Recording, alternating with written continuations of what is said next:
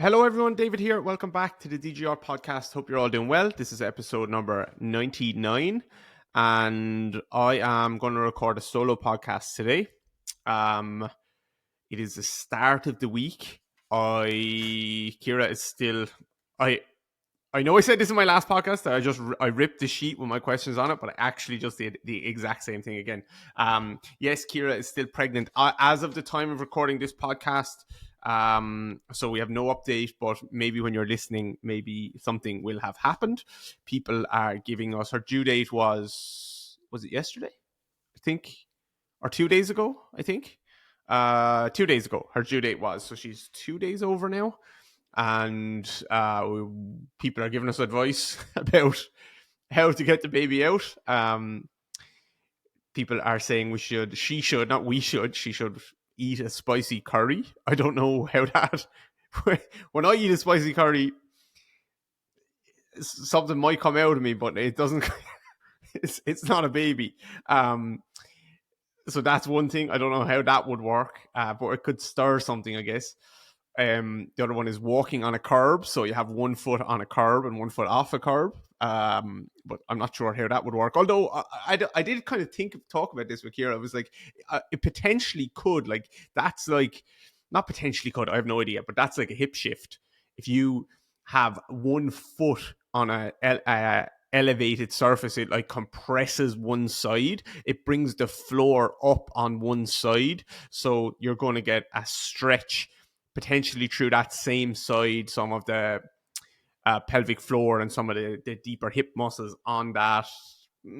Probably on that side, probably on that side that you're walking on the curb. So, like, I don't know, does that tip the baby to one side or something and just get some movement in there? I don't know.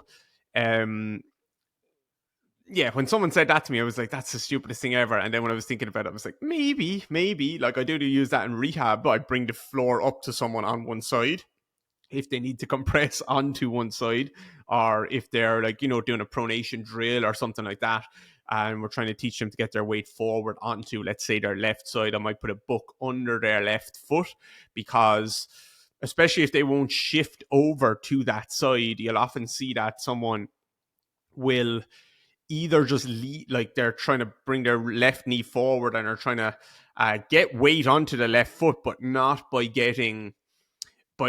like stacking and loading fully onto that side. They might just lean their head over to their left foot and leave their pelvis over to the right, or vice versa. They might kind of push their pelvis, it kicks out to the side, and they leave their head back over their right side. If you put a book under their foot, or a little block like 2 or 3 inches, you can load into that side. And usually what that will do is it will hike up.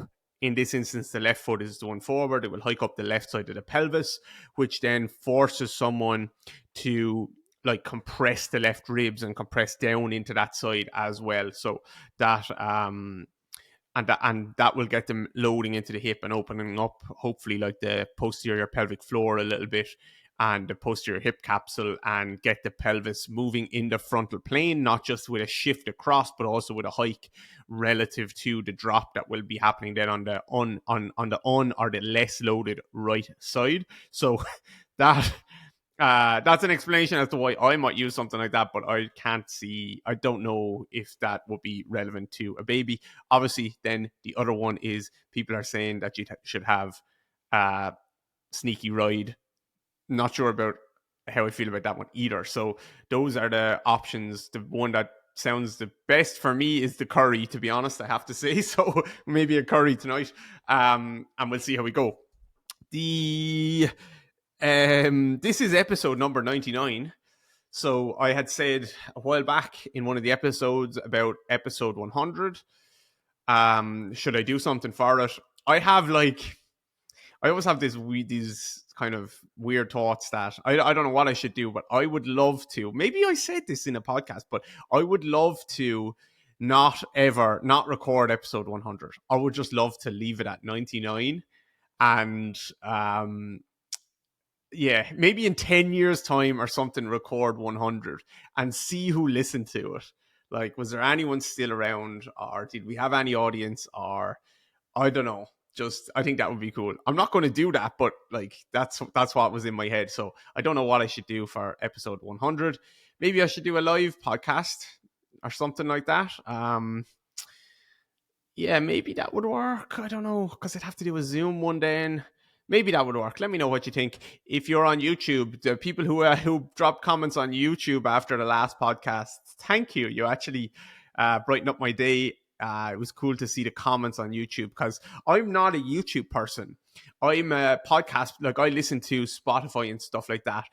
I almost never watch YouTube content. I don't sit on my couch and scroll YouTube and watch YouTube. I know some people like I know, not some people, a lot of people. This is why one of the reasons why I own a decent bit of Google stock, because they own YouTube, and I think YouTube is just going to keep getting bigger and bigger and bigger and bigger. Now, I'm not particularly bullish on Google for other reasons. I think they could lose a large part of their search uh, revenue and search traffic with AI, or potentially it could make it even bigger if they do it right. But I'm definitely think YouTube is going to be here to stay for a long time. So maybe I should. I'm saying it for ages. Maybe I should give YouTube a bit more attention. But what I'm going to do with the YouTube is I'm going to answer one of the YouTube questions today. So if you have YouTube questions, or sorry, if you have questions, can you comment them in YouTube? Questions specifically, questions that I can answer within this podcast. Please don't ask questions that aren't really relevant to the podcast. Well, you can ask them on YouTube. I will answer. I've made a pledge to answer all your questions on YouTube, or as many as I can. No, all of your questions on YouTube. I'll try and give you a good answer. But if you have questions specifically for the podcast, ask them on YouTube and I will answer them within this podcast. You'll get an answer on YouTube regardless, but some of your questions I will answer on the podcast. Others, I'll just type up out a little reply. So yeah, keep dropping comments on YouTube. Thank you very much for that. The questions that I'm going to deal with today, one is, can you go into detail with your own knee journey? That was from Fran on YouTube. I will, Fran. I have spoken about this a little bit in the past, but people will have heard me like brush over it a little bit, but I actually will give you a proper answer on that with detail. And mostly people will have, who've heard me on other podcasts previously, like will have heard 5% of the story, but not a whole lot. So I'll go into detail. And then the other one I want to answer is, how do you decide how much rehab to give someone? Like how many days, how many sets, how many reps, like that type of thing. It's kind of a programming question. So which one should we tackle first? Let's tackle the, how do you decide how much work, how much rehab to give someone, to give a client, how many days, sets, reps, etc. All of that. So programming type of question. So firstly, I know most people would answer this with like minimal effective dose or how much do they need and all that stuff. I'm going to say firstly, before you even think about that, before you even talk about that or look at sets or reps or their body or their condition, firstly, you need to ask them, how much are you willing to do? And that doesn't mean like how much, like, okay, what's the most amount that you will do within a week? It's more like, what's a good amount for you to do? I'm not saying you need to listen exactly to what they're going to say. Sorry, I'm not saying you need to fully take their lead on this, but you need to at least listen to what they're going to say. Because it will be interesting to hear, number one, how much do they think is the right amount for them to get them back to where they want to be. That's important, because they might think, oh, well, 5 minutes a day is going to get me back, or 5 minutes 3 days a week is going to get me back. And you might be like, fuck no, it's not. Or the other one might be like, they think I need to do 2 hours a day to get me back. And that just means like you're doing, also, fuck no, it's not. Like, maybe that's way too much. Maybe that's why you're in this issue, in this problem, because you actually haven't identified what the key things that you need to work on are, rather than just throwing loads and loads of stuff at it for hours a day. So before you think about how much do you decide in terms of like, how many sets should I do of this exercise, just ask them, what's the right amount for you? How much are you willing to do? How much would it do? Like if I programmed whatever for you, at what stage would that start to eat into other things in your life and be like, okay, this is too much time. This is costing me time that I need elsewhere, or energy that I need elsewhere. Questions like that. So number one, how much will you actually do? Number two, how much would you enjoy doing? Like what would feel like the right amount for you to commit into it? And number three, what do you think the right amount is to help you get better and improve? So that's those three questions are kind of all together. So firstly, like how much do they think they need, and how much are they willing to do? The second question is then around like more of your clinical reasoning or coaching reasoning, which is how much what's the least amount that they could do? What's the minimal effective dose to get better? What is the most amount that they could do and still get better? So like minimal, maybe it is 5 minutes a day. Maximal, maybe it is 2 hours a day. And then maybe there is something, maybe one of those two things is right. Maybe the most amount is the right one. Maybe the least amount is the right one. Or maybe there's something in the middle somewhere, which is like, okay, we're not going minimal. We're not going maximal. We're just going baby bear's porridge, hopefully just right. The problem is, how do you find out what is just right for them? I will say that this, I said in the last podcast, it depends is the fake smart answer. Everyone wants to say it depends to sound smart. I think it's the opposite. I think it depends. If you can't articulate a thought process online, on a podcast, in a workshop, on an Instagram post, like of course it depends, but give me something that can help me, because like yes, okay, let's all agree it depends, and then let's say something from there. Okay, so yes, it depends on the person, but I'm going to try and give you something outside of that as well. So for example, very recently I had a professional footballer, a soccer player, a footballer, whatever you call him or them, in Germany, at a very, very big club in Germany, who had a stress fracture on his foot, on his cuboid, I believe. And we had 10 days to what way did I just say rehab? Rehab him to get back. He was, let me get this right. I think he was in a boot for 6 weeks. I have all his notes there somewhere. I should have probably looked at them.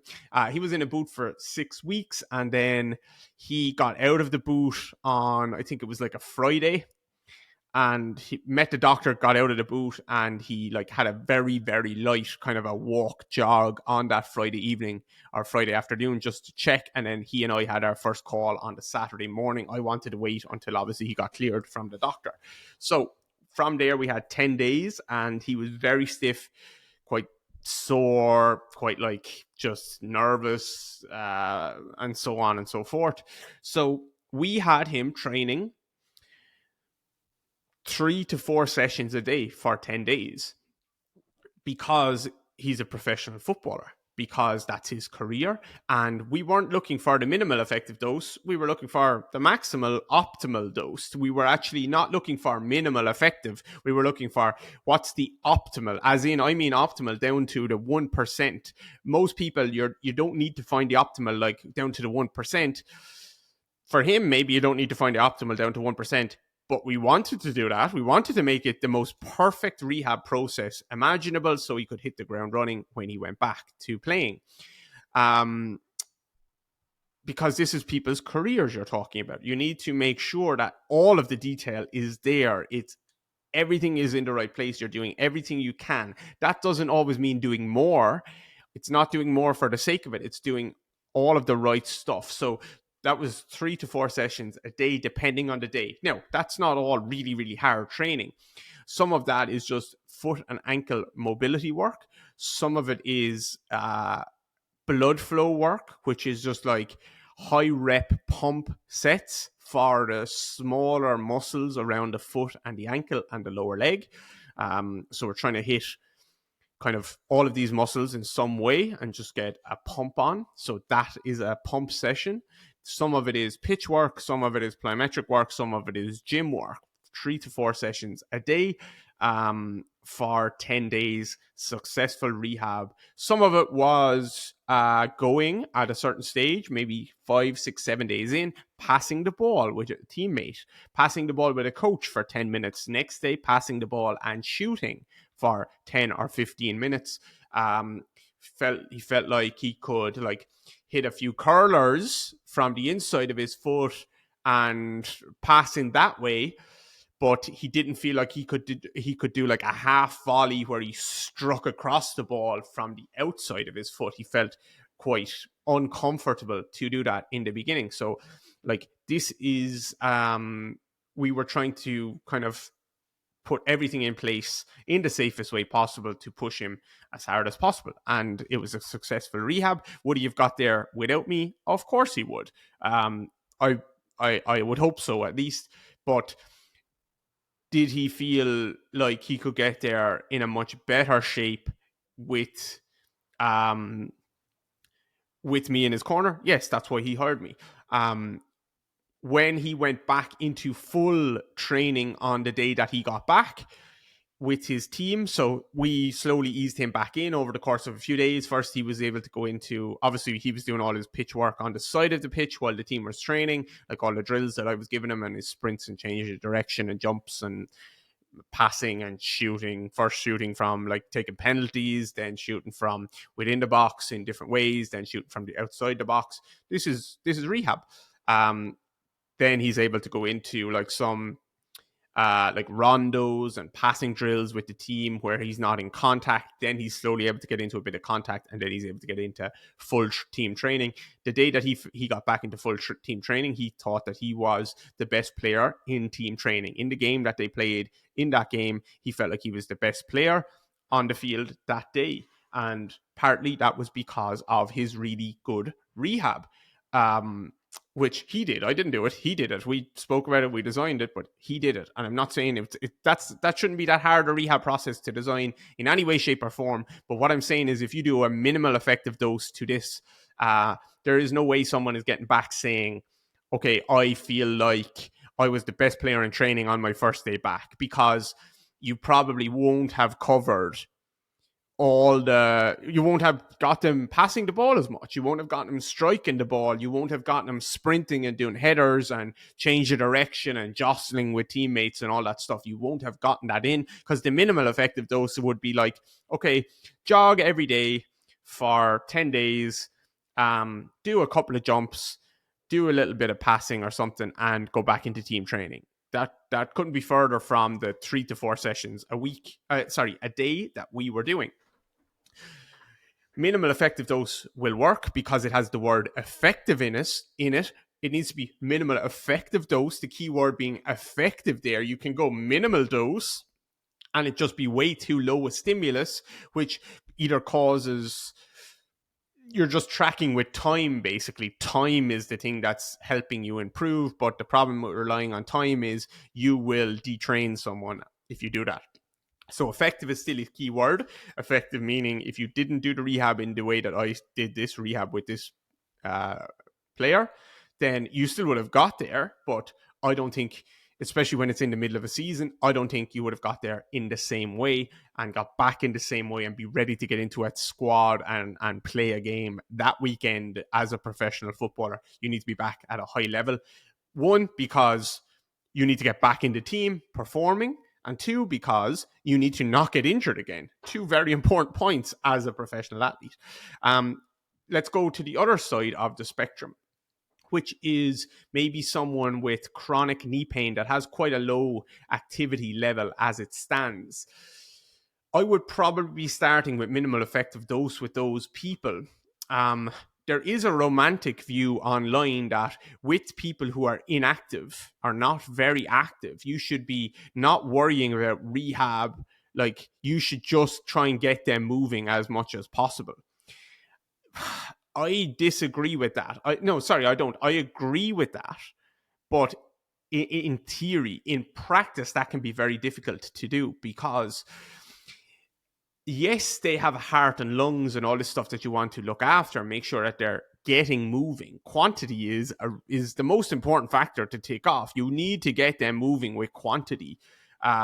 You would be surprised at how many, like, quote unquote biomechanical issues that solve for themselves with when you address movement quantity, which means sometimes doing more, sometimes doing less, and movement variety, which means sometimes doing more, sometimes doing less, but doing things differently than you usually do. So those are the two most important factors early on. But let's say you have someone with chronic knee pain. We've all probably had people with chronic knee pain.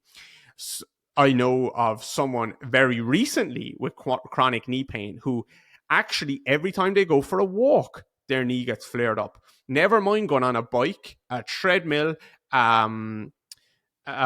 ski erg, anything, their knee gets flared up. So what are you going to do now? I'm going to prioritize a medium-term view here and say you need to be way more active, but if you're it's not your mindset around movement that's stopping you, it's your fucking knee. It's your knee that's, well, sorry, obviously these things are interconnected. I'm not saying there might not be biopsychosocial factors to the pain, but ultimately right now when you walk down the stairs your knee gets so sore that you don't want to walk for the rest of the day. So we need to clean this up. If you take anything other than a minimal effective dose here, you need to be able to measure things with these clients very closely.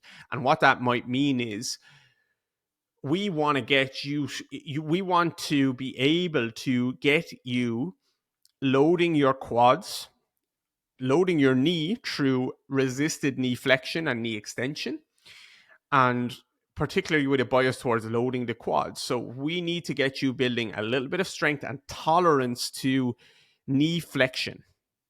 So walking down the stairs, we need that to start to feel okay for you.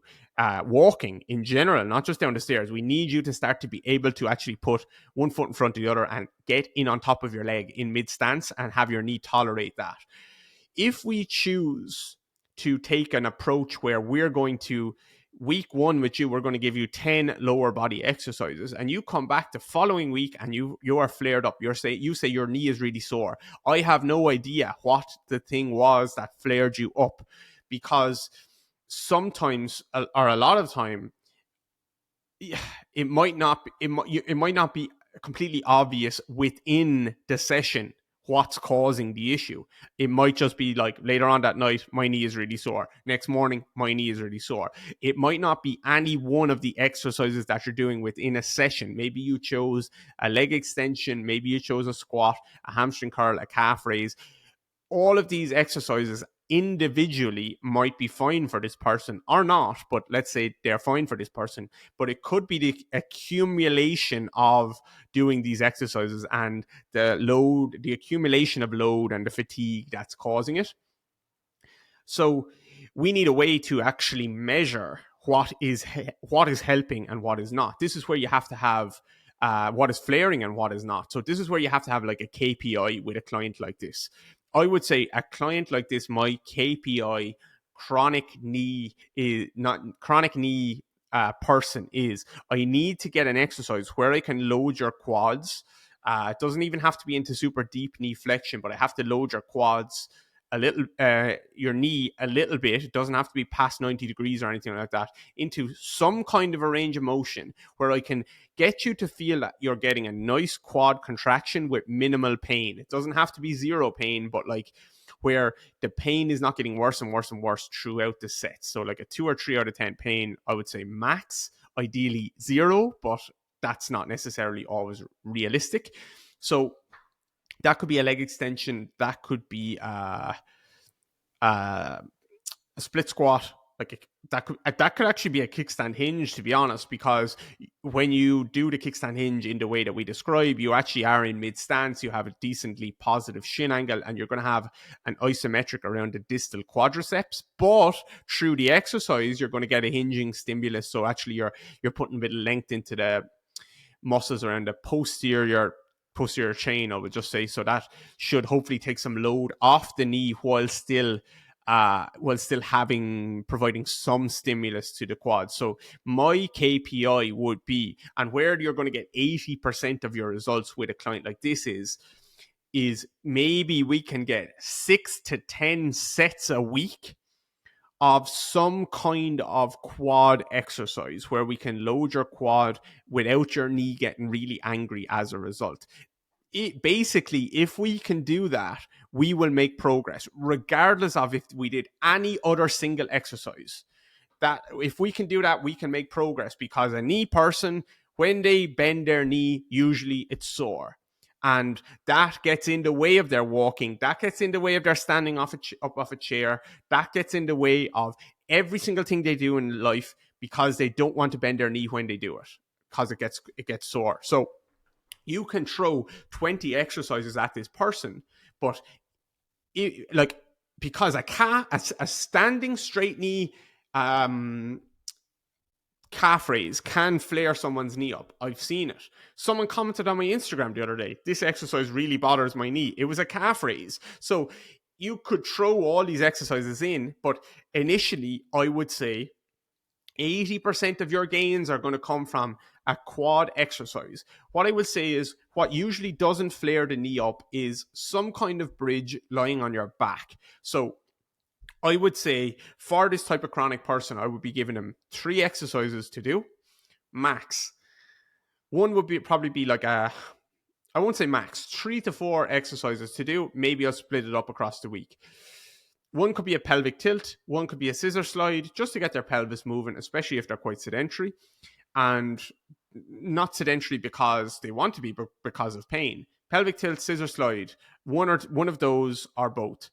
Some kind of bridge exercise lying on your back. So foam roller bridge, hamstring bridge, like calf bridge, something like this. One that feels like it's not tugging on the knee at all. Again, some bridges lying on your back, people will feel their anterior knee, not hamstring, not calf. They'll feel anterior knee. So that can be a problem. So you want to try and choose one where they feel a very clean muscular contraction, either in the hamstring or the calf or both, and no anterior knee.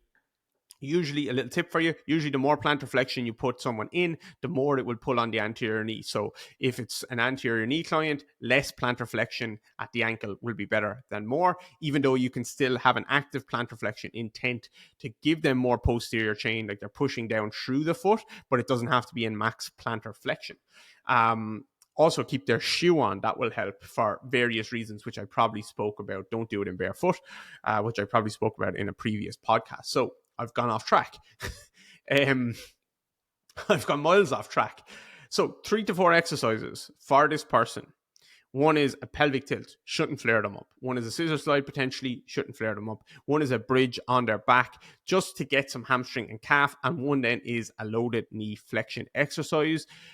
I've spoken to a clinician who has had such a tricky client that they had to start with a quad exercise where they're doing a long seated, literally sitting down on their butt, legs straight out in front of them, back against the wall, and they were just doing squeezes of their quad because literally everything else was flaring up his knee. So long seated, knee extension isometric. You will rarely have to go there with someone, apart from someone post-op, but I'm not talking about post-op here, but a chronic knee client, for example. You will rarely have to go there, but you might have to go there. Then I would have exercise in standing, which could hopefully be, not necessarily in standing, it could be a leg extension, it could be a leg press. I would probably choose leg extension over leg press initially for someone like that. Or it could be, my preference would be to give them some kind of a slouchy squat or a short split squat if possible. And when you build tension through the foot, they will feel their quad a lot more than they usually do doing other squat variations. It's all about building tension through the floor. That will drive their quad berserk. That's the key, is getting that quad with the least amount of knee problems possible. So minimal effective dose for them is, to me, can we get somewhere between 6 and 10 sets of a quad exercise a week in? That's where I would start with that type of person. That could be 3 sets of a slouching split squat to 90 degrees or something like that, or any other quad exercise. 3 sets of 4 to 6 reps, 2 to 3 days a week. Beautiful. Absolutely beautiful. If we can nail that, we're on a good track here. That's a minimal effective dose, and that's something that the other exercises are there to support that. A nice pelvic tilt, a nice scissor slide, a nice some kind of bridge on your back, and then that exercise. That could literally be their plan 2 to 3 to 4 days a week. And 80% of your results that you get will come from those, like I won't say those exercises, I will say a quad exercise. 80% of the results you get will come from not even 20%, not the Pareto. Is that the Pareto principle? 80-20. 80% of your results come from 20% of the work. Yes, that's usually the case. But for someone like this, with a quad person like this, 80% of your results will come from 5% of the work, which is, can I get you to do a quad exercise so that you can actually feel comfortable bending your knee? So that's, what was this question again? How do you decide how much rehab to give someone, how many days, sets, and reps? So that's an example of a client that I had where he did 3 or 4 sessions a day for 10 days. That's a professional athlete. This one was an example of someone who is doing 3 to 4 exercises 2 to 3 times a week to begin with. That gives us a good baseline, and now we know if this is flaring you up, at least we have a good idea of what is flaring you up, and that we can go from there. One problem, again, and I'm going to say again, the romantic idea that you need to get these sedentary people doing loads and loads and loads. Yes, you do, unless it's causing flare-ups. Then you look at a list of exercises. Oh my God, I'm giving you 50 exercises a week, and we don't have a clue what's actually helping and what's harming you.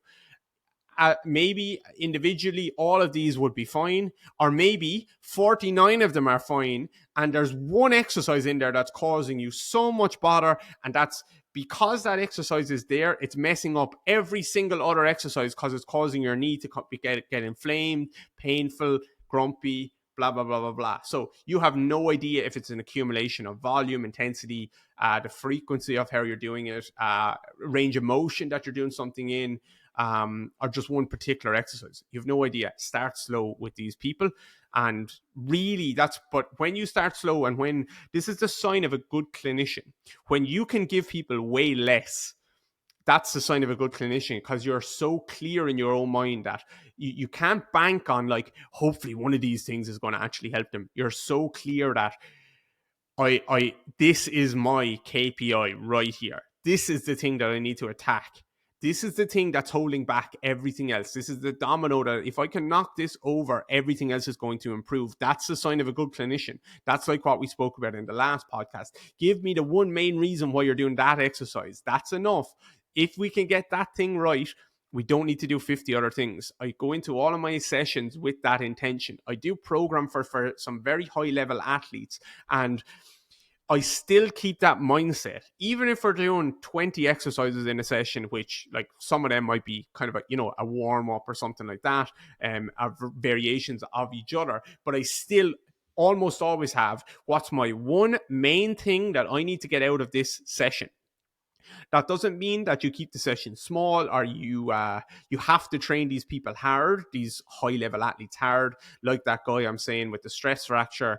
Like, it's not just his foot that I'm worried about. It's, okay, when he gets back, he basically is going to have 2 training sessions and straight into a 90-minute game at a very high level. He has grinds here that are deconditioned. It's not just the 10 days of rehab with me. It's the 6 weeks in the boot before. He has grinds, he has hamstrings, he has knees that I need to make sure he doesn't hurt. He has all of this stuff. So we have to train him very, very hard, not just his foot. We have to train everything else as well. That's where the 3 to 4 sessions a day came from. Even though, again, what I'm saying is that isn't 3 to 4 gym sessions a day. That is like including mobility, pump stuff, running stuff, shooting, and plyos and all that, everything basically. So where am I gone? I'm all over the place. One problem that I will mention here when you're trying to decide how much does someone need is a huge problem in rehab is intensity. Intensity is a massive, massive problem. Excuse me. In terms of helping people understand that intensity is important and finding the right intensity. it's really tricky to get it into someone's mind. Let's say you have a split squat and you program, it's actually also just for beginner gym people. If you program 3 sets of 5 reps, and then, like, obviously 3 sets of 5 reps kind of means like choose a weight that you can do for 5 reps. Otherwise I would have wrote 3 sets of 25 reps. What's the difference? So 5 reps, when you read 5 reps on a program, that usually means like, usually, not always, but it usually means like do something that's kind of hard so that the 5 reps feel like 5 reps and you couldn't have done it for 25 reps. But in rehab, what you'll often see is when you write that, and even when you explain that to someone, they will choose a weight that, or a height, if you want to say that, or something. Let's just stick with weight. This is the easy way to do it. They will choose a weight, but if you wrote 3 sets of 15 reps on the program, they still would have chosen the same weight. So this is a problem. Intensity is a problem. We get around this in our rehab because we choose movements that are absolutely disgusting, and we go for a lot of time under tension, and we go for a lot of teaching people to build tension. So like, I've had some of the strongest people in the world do some of our split squat work, and basically they are doing 3 sets of 4 reps, and the 4 reps is with body weight done in a certain way at a certain tempo, and it's failure. They can't do 5 reps, they can't do 6 reps. Maybe they could do 3 sets of 4, maybe they could do 5, maybe they could do 6. They definitely couldn't do 7. You've all seen videos of this online on my page. So we kind of get around that by going with like range of motion, time under tension, and tempo, and teaching people to build tension and keeping their body in a certain position. That's a really nice way of getting people towards failure when they're almost afraid to choose a weight that just looks intimidating. So like, if you take a short split squat, for example, if you do it in a certain way, you shouldn't be able to do too many reps if you do it in a certain way that I coach. If I want it to be really hard, I don't always want it to be really hard, but if I want it to be really hard, you shouldn't be able to do a lot of reps. But if you choose another squat, like a front foot elevated split squat or something like that, someone might say, okay, I don't want to put 100 kilos on my back. I want to choose 2 dumbbells that I want to have 10 kilos in each hand with dumbbells. That's too low a stimulus for them, but they're not comfortable. Like, the weight is the thing that's intimidating them. I don't want to put that much. I feel like I'm fragile. But 100 kilos on their back in a front foot elevated split squat for 6 reps will feel much easier than a short split squat with 2.5 kilos in each hand. And I don't think I'm exaggerating there, to be honest. Maybe 100 kilos, maybe, I don't know, definitely 60 kilos will be nowhere near as hard as a short split squat with 2.5 kilos in each hand if you do it in the way that I like to coach it. So we're almost tricking them. We're getting them to failure in another way without having to convince them that you're like, okay, you need, like, this weight is fine for you initially, at least. So intensity is tricky. It is something. So I just wanted to, that was probably a separate topic, but I kind of wanted, and I'm not going to cover it all because that's a massive topic, and that's a massive decider on if your rehab is successful or not. Is actually you see so many physios writing down exercises on a program, and it looks quite nice. A, B, C, D, blah, blah, blah, blah, blah. You're choosing the right exercises for this person, but you've never told the person, this should feel really hard. This, like, at least some of these exercises, this should feel hard. We want an RPE that's pretty high, that is, you are struggling and it's forcing you to adapt. So that is missing in so much rehab, is actually, this should be really, really hard. Foam roller bridge, most people can't do it. It's really, really hard in the beginning to hit 30 or 45 seconds, but there's a very clean, like, it's just hard. It's hard. You have to just do it, and you're going to do it until you hit 30 or 45 seconds for someone with a hamstring problem or a knee problem. Just do it. And that forces people to find failure. They'll fight through it because they feel safe. Like, they feel safe. It's an isometric exercise, but we're getting them to failure.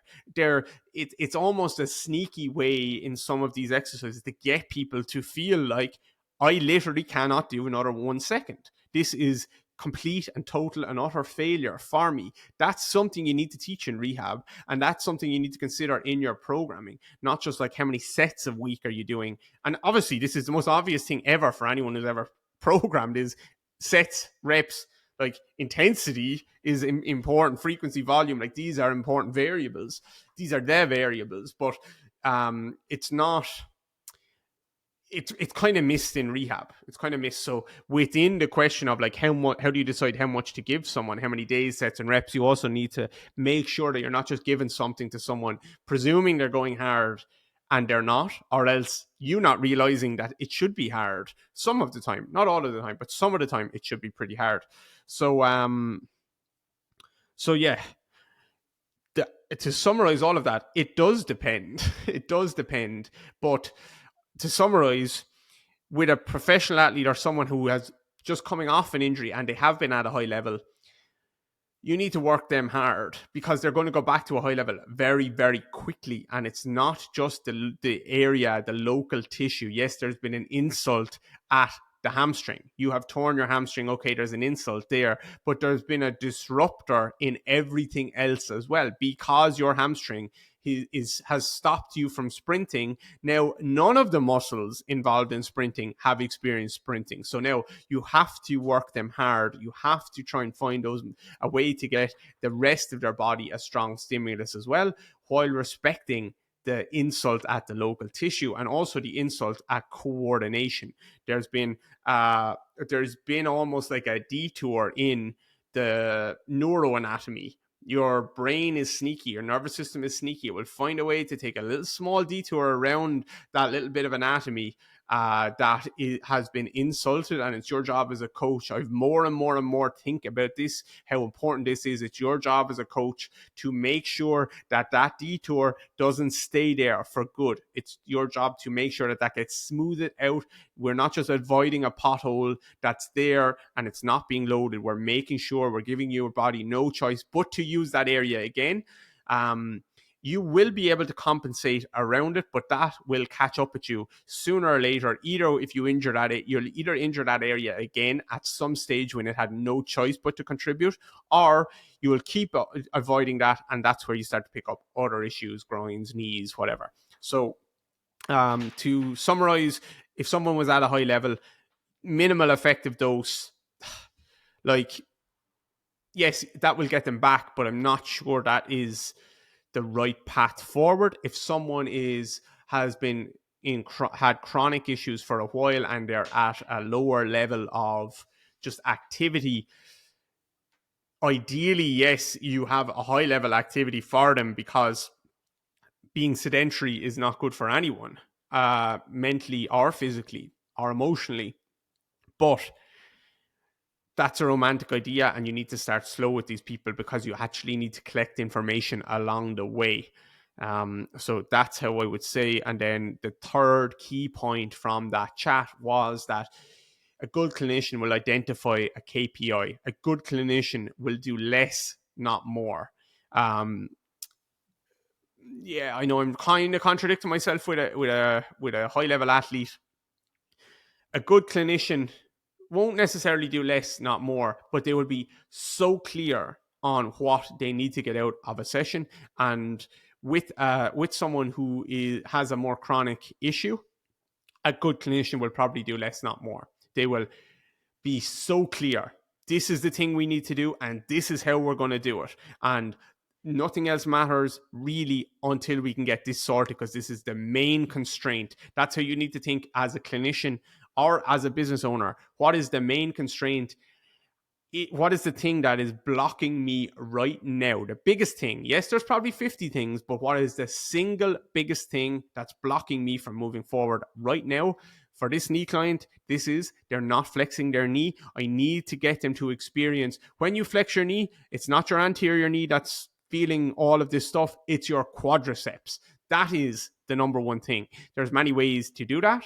You can change the biomechanics. You can get tibial rotation. You can open up the hip, you can open up the foot and the ankle. You can almost like trick the nervous system by like getting a really nice co-contraction or synergistic contraction around the hamstring and the calf to begin with, which seems to change how they interpret their knee. You can do manual therapy first. You can do all of this stuff first. It doesn't really matter what you do, but at the end of the day, you have to be left with someone that can actually flex their knee and feel their quads more than they just feel their knee. And then in the medium term, that should lead into building quadricep strength. You can't just stay there.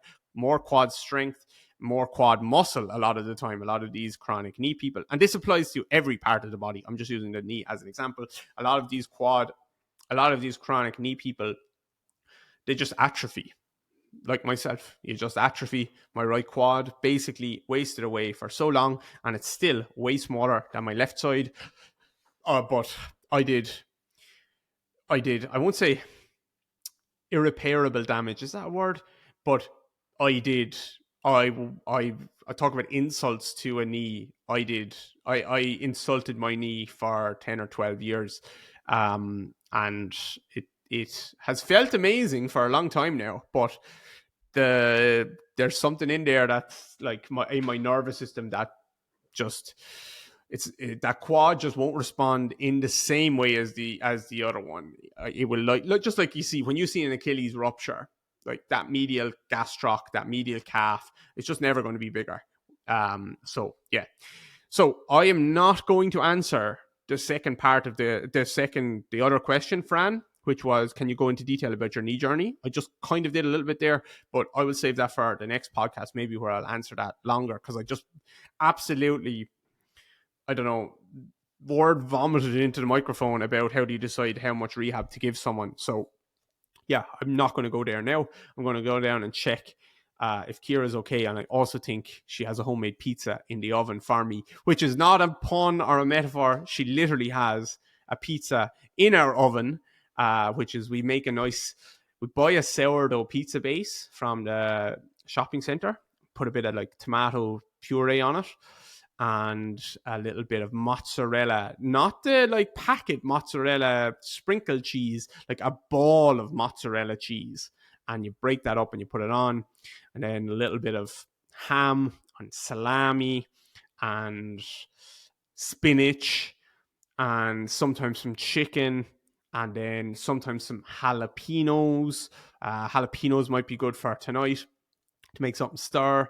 Some chili flakes, some chips on the side. Homemade pizza, top class.